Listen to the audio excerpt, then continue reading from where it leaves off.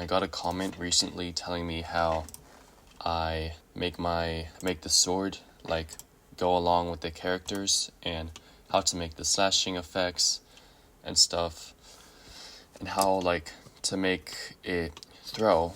And basically what I did is, this might be a little bit of a spoiler for my next animation, but you see this guy, he's gonna throw it, and then the knives throw, and then as you can see, it stays on him.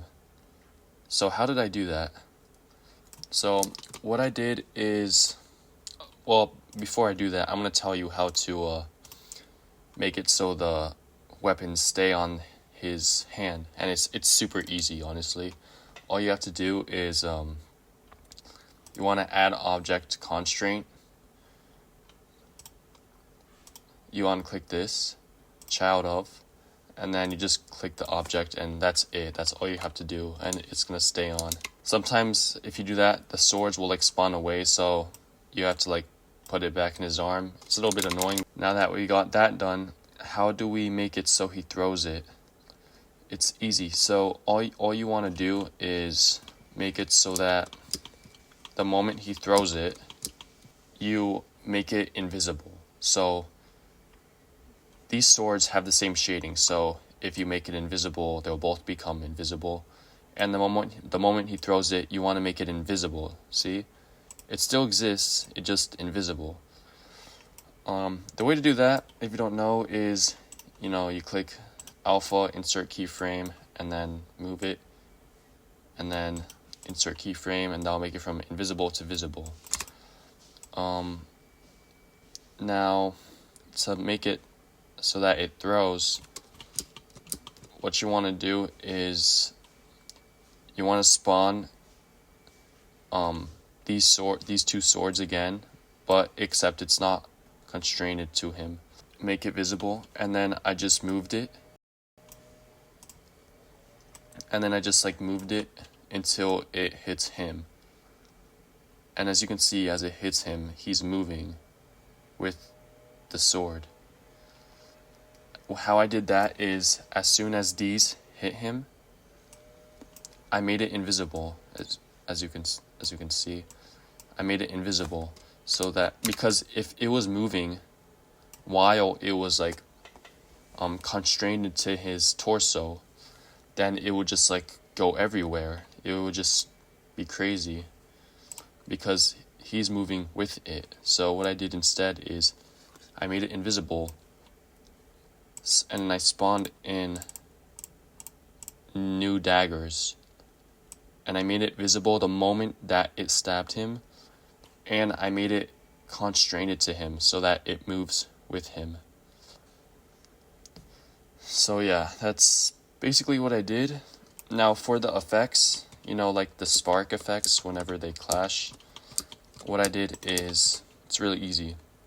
I want to add a mesh UV sphere, and then shade smooth always, new, emission, make it bright, change the color, and then what you want to do is go to edit mode, make sure you're selecting all of it, click this, and then assign it. Then go on object mode, click this, add modifier, and you want to add vertex weight edit, and assign it to the group that you just made.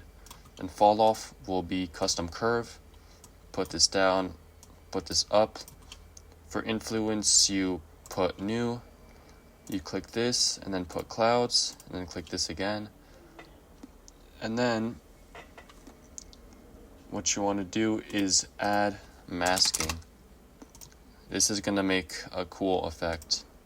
So you want to make it the group, shaded smooth, and when you pull it up, as you can see, it does this really cool, interesting effect of like fading away.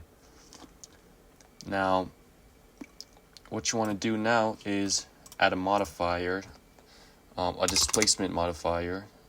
Click displace, click new, and make it noise. So as you can see, it's like kind of like a spark now, but I think it's too bright, so let me just put it down. Yeah. Now go back, and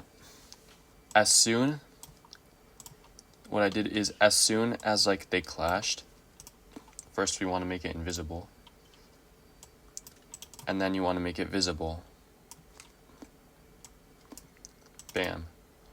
So as soon as they clashed, it's visible, but we want to start it small, and then we scale it up.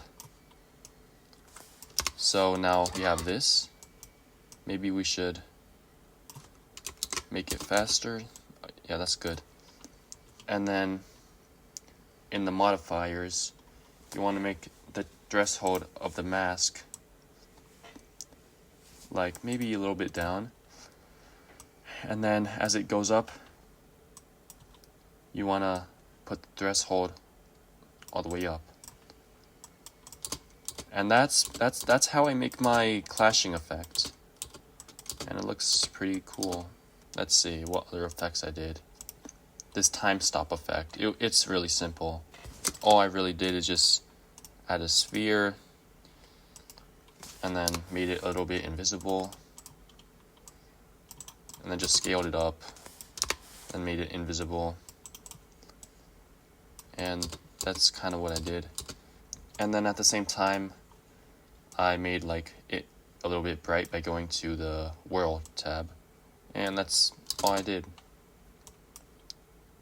You want to put it, insert keyframe. If you want, you could make it dark, insert keyframe from light to dark, and that's pretty much what I did for that. Now, what else did I do? The explosion effect. What I did is, alright, so let's make this where all the effects emit. So you want to add a particle, make it about 500, so that we don't completely nuke this PC. And then you want to add, you need this to like, it's in properties. Preferences. It's an add-on. And honestly, I kind of forgot what it was. I think it was like, I don't know. But yeah, try to find the add-on, learn how to install the add-on. It's really simple, and then it's this image reference. It's basically, the add-on allows you to put in an image like a PNG and actually make it transparent. So you want to go on image, mesh plane, smoke. So I have a smoke effect. You can't really see it, but that's the purpose, because if you have millions of the smoke effects, then it will really be seen. From the add-on, you want to make it, the frames start at 913 and then end at like 915, so you have like this effect. Now you want to scroll down to object, make the object the smoke, so now it just spawns the smoke. And then you want to go to rotation, click it, check it, go all the way down to gravity, put it down, and then make the scale a little bit up. I don't know about scale randomness, but this looks kind of weird. But that's kind of how I make the smoke effects, because every time I try to like use quick effects for the smoke, I could never figure it out. I think that's too much smoke, so we'll put it to 300. For this, you got to do a lot of thinking, like maybe make the velocity a little bit higher so it pops up. And then remember that like spark effect that we just made with all the stuff? Yeah, you want to do the same thing to this. Remember when we did the vertex weight edit and the mask? Yeah, you want to do the same thing with the smoke, and the result speaks for itself. So you can see the smoke kind of like disappears like that. See, it like disappears like slowly. And yeah, that's how I did it. And for like this effect, it's easy. We just did it for the spark effect. All you have to do is grow it and shrink it. And for this like little bubble here, as you can see, basically the shading for this, I'll let you copy it. This is how it looks like. So just go to shading and put it in. And I did it by adding a mesh, UV sphere. I scaled it up. And then I displaced it to Voronoi. And this is kind of how I did it.